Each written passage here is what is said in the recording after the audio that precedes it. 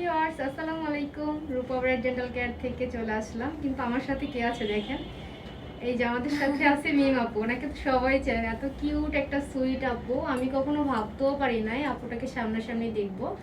মানে যেভাবে দেখতে সুন্দর, মনে হয় সব ইনোসেন্ট এই মেয়েটার ভিতরেই আছে। এতটা নরম, এতটা ভদ্র। আবার এখানে প্রায় 30 মিনিট বা 1 ঘন্টার মতো বসা ছিল।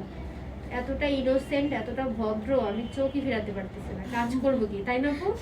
জানি না। মানে আরো অনেক পেশেন্ট ছিল না, আমি তো হ্যাঁ, কাজ হ্যাঁ, করে হ্যাঁ। তোমাকেই দেখতেছি। হ্যাঁ, আপু অনেক আমাকে ট্রিট করছে আজকে। একটু পর পর আপু তুমি এটা খাবা, আপু কেমন আছো, আপু এটা সেটা।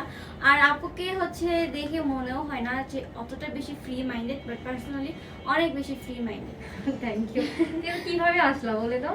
আচ্ছা, এখানে আসার হচ্ছে মেন রিজনটা ছিল আমার একটা ফ্রেন্ড। আমার ফ্রেন্ড হচ্ছে আপুর ক্লিনিকটা হচ্ছে আমাকে সাজেশনে দিয়েছিল যে এখানে যেতে। দেন হচ্ছে আসার পর আপুর সঙ্গে আমার পরিচয়। আর আজকে আপু আমাকে কি ট্রিটমেন্ট দিবে আপু তুমি বলো। আজকে হচ্ছে আপুকে স্কেলিং করব, পলিশন করে দেব, আর পাশের দাঁত দুটো ভ্যাম্পায়ার ট্রিট করে দেব। একটু কিউটনেসের দরকার আছে না, কিউট আর কিউট হয়ে যাবে। বেশি বেশি খাইয়ে দাঁত ভাঙিয়ে ফেলছো।